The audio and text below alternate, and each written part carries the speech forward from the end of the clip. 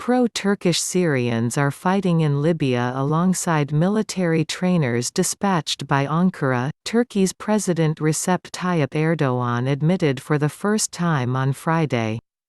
Turkey supports the UN-recognized Government of National Accord (GNA) based in Tripoli and sent dozens of military training personnel after the two countries signed a series of deals last year.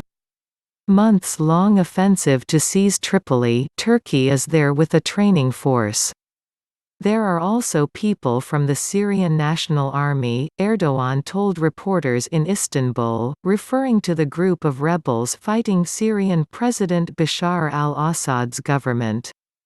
The GNA has been under sustained attack for months from eastern-based renegade military commander Khalifa Haftar, whose principal backers include the United Arab Emirates (UAE) and Egypt.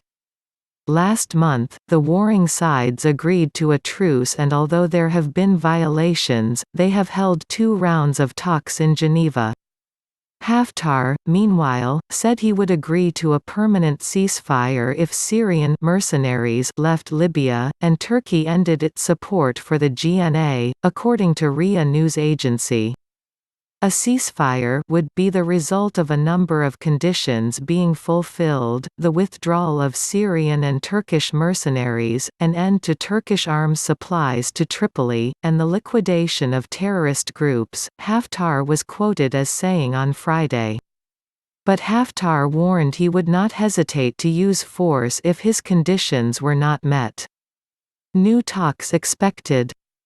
The GNA in Tripoli agreed to resume negotiations on Thursday after suspending talks with Haftar's Libyan National Army (LNA) after rocket attacks on the capital's strategic port on Tuesday.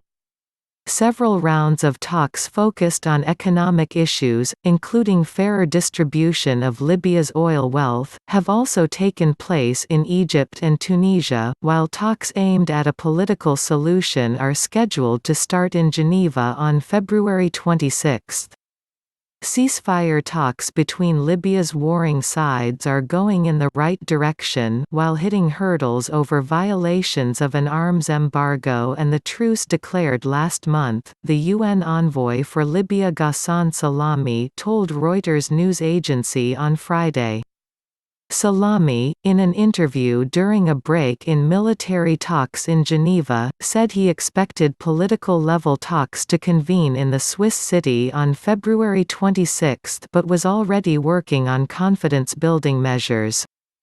In parallel, we are trying to make air travel a bit safer in Libya, especially from Mitiga as well as Misrata. We are also trying to reopen the port to be a safe harbor, Salami said. And we are also trying to help in an exchange of prisoners between the parties. Random bombing. Libya has been in turmoil since a 2011 NATO-backed uprising killed longtime leader Muammar Gaddafi, with rival armed factions still vying for power. In the latest outbreak of fighting, Haftar launched an offensive on Tripoli last April. But after rapid advances, his forces stalled on the edges of the capital. The fighting has killed more than 1,000 people and displaced some 140,000, according to the United Nations.